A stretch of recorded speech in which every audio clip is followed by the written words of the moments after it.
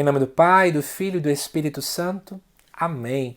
Amados irmãos e irmãs, é com muita alegria que estamos aqui para juntos estudar e meditar o Evangelho desta quarta-feira, que se encontra lá em Lucas capítulo 4, versículo de 38 a 44. De antemão, você que não é inscrito no canal, se inscreve correndo aqui e segue-nos lá no Instagram, joselucas.galdino. Tem muito material legal sendo colocado lá diariamente, você não pode perder, tá bom? Amados irmãos e irmãs, o Evangelho diz assim: naquele tempo, Jesus saiu da sinagoga e entrou na casa de Simão. A sogra de Simão estava sofrendo com febre alta. E pediram a Jesus em favor dela. Inclinando-se sobre ela, Jesus ameaçou a febre, e a febre a deixou. Imediatamente, ela se levantou e começou a servi-los.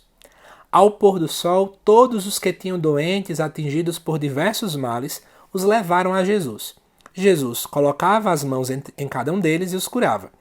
De muitas pessoas também saíam demônios gritando: Tu és o Filho de Deus.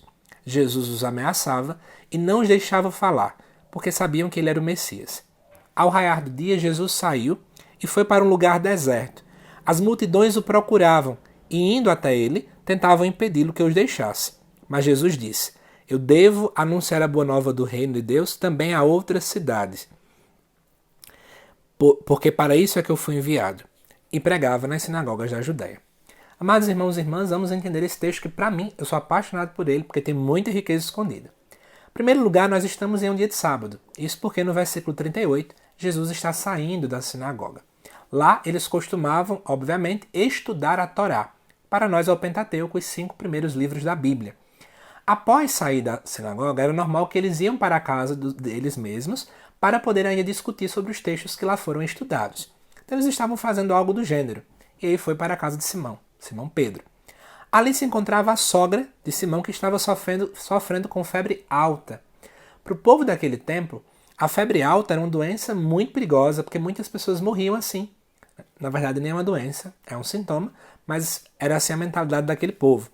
E aí, obviamente, foram pedir a Jesus por ela. Jesus se inclina. Olha que coisa linda, gente. Vamos dar uma pausa, que isso é muito bonito. Jesus se inclina sobre a sogra de Pedro. E essa inclinação, sempre que eu olho para esse texto, é impossível não pensar na inclinação da Trindade, na segunda pessoa da Trindade, que é o Verbo, ao se encarnar na humanidade. Porque, de fato, é tanto amor que a Trindade tem por nós, que vendo o nosso pecado, que vendo as nossas iniquidades, que vendo os caminhos errados e decisões erradas que a humanidade foi tomando, a segunda pessoa se encarna, se inclina para tocar em nossas dores, para poder nos redimir, nos salvar. E aí, continuando, Jesus então ameaça a febre, porque ele tem poder sobre as doenças, por isso que ele ameaça, e a febre deixa. Ela imediatamente se levanta e começa a servi-los. Atenção! A expressão servi-los aqui não quer dizer que ela foi colocar pão na mesa, que ela foi fazer uma tapioca, que ela foi fazer um bolo. Não. Na verdade, a expressão servi-los aqui vem da expressão grega diaconia, né? Que é o que? Ela foi servir a comunidade. Isso é interessante, não é? Todo encontro com Cristo gera em nós esse engajamento comunitário. O engajamento na vida eclesial. Podemos, inclusive, pensar, e aqui eu vou fazer uma alusão bem interessante, ao batismo. O batismo é essa inclinação, que a Trindade se inclina sobre nós e nos ergue para que agora sejamos filhos de Deus. A febre do pecado fica para trás, e agora nós somos chamados a imediatamente começar a caminhar na nossa vida de fé. Ainda quando criança, ainda sendo sustentado pela fé dos pais. Depois, quando nós chegamos na idade mais velha, na maturidade cristã, nós começamos a caminhar com nossas próprias pernas, mas precisamos dar essa resposta de amor. Continuando.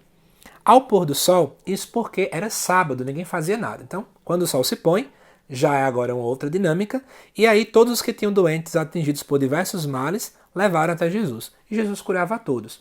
Veja que Jesus começa meio que parecendo sendo uma espécie de quase um curandeiro. O povo ia para ele, para que ele realizasse curas.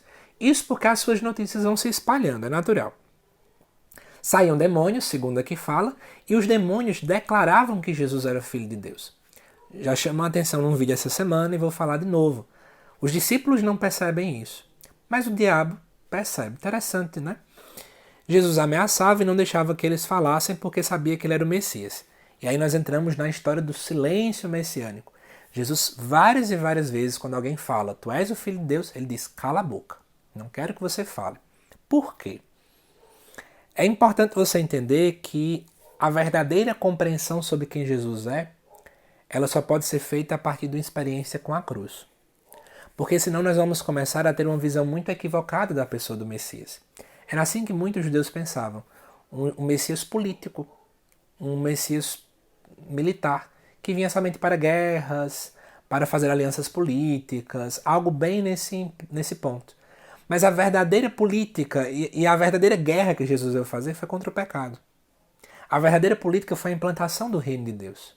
Então, na verdade, só é possível compreender tudo isso à luz da cruz, porque eu vou ver ele como aquele que sofreu, que deu a vida, e vou entender que é assim também que eu tenho que fazer. Por isso que o único momento em que fica tão claro nos evangelhos a expressão máxima de quem Jesus é após o início dos momentos, dos anúncios da ressurreição. Quando começa-se a falar sobre o sofrimento, os nossos olhos começam a se abrir. Mas somente depois de passar pela paixão, morte e ressurreição é que com clareza a comunidade de fé entende quem Jesus é. Assim também tem que ser conosco. A gente não pode fugir da cruz. Mas ainda continuando, aqui diz que ao raiar do dia Jesus sai e vai para um lugar deserto. As multidões vão procurar Jesus e, indo até ele, tentavam impedi-lo que os deixasse. Ou seja, Jesus quer sair para se recolher, deserto é lugar de encontro, Jesus provavelmente queria rezar e o povo não queria deixar Jesus rezar. Gente, aí dá pra gente fazer uma grande reflexão se tivéssemos muito tempo. Porque quantas e quantas vezes a gente vê hoje a grande massa das pessoas, especialmente quem acompanha muitos seres midiáticos por aí afora, não querem entender essas pausas para a oração. Vou dar um exemplo bem claro para vocês. Quem me acompanha muito aqui sabe que eu não estou tão bem de saúde. Provavelmente estou com chikungunya. E aí eu estou com meu joelho aqui muito dolorido, por isso que eu estou até numa cama. Mas eu não vou parar de anunciar a palavra de Deus, por isso que estou aqui gravando para vocês. E o quanto esse tempo, não é um tempo muito fácil, sou acostumado a ter uma vida muito agitada, mas o quanto esse tempo me fez muitas vezes até estudar um pouco mais sobre a Bíblia, rezar um pouco mais, refletir sobre a vida, pensar e por aí vai. O quanto é que isso é necessário para a vida de missão? O quanto essas pausas, essas idas ao deserto, por mais que a gente não tenha tanto tempo para poder ficar no deserto e permanecer ali, mas essa pequena pausa, ela é extremamente útil e nutritiva para a nossa missão. Mas o que é que a gente às vezes está fazendo? A gente foge. Nós somos como esse povo, que não quer deixar Jesus lá. Não, Jesus, a gente precisa de você. Não, mas não sei o quê. Mas Jesus quer nos ensinar essa dinâmica, essa pedagogia. É preciso de pausas para se alimentar do pão que vem do céu, para assim levar esse pão para as outras pessoas. E aí Jesus diz que eu devo anunciar a boa nova também para outros, pois foi para isso que eu fui enviado. Ou seja, Jesus não quer ser aquele que está só para um grupo específico. Ele entende que a missão dele é para todos. E isso também tem que ficar em nosso coração. Mas olhando para esse texto todo, quero convidar você para duas coisas. Será que como a mulher, a sogra de Pedro, nós também estamos engajados na igreja? Você está engajado na sua paróquia, na sua comunidade? Será que não está na hora de voltar? Em segundo lugar, dê mais valor a esses pequenos desertos que a vida te dá. Deus tem muito a fazer e falar ao teu coração nesse tempo. Que Deus te abençoe imensamente e até o próximo vídeo aqui no canal.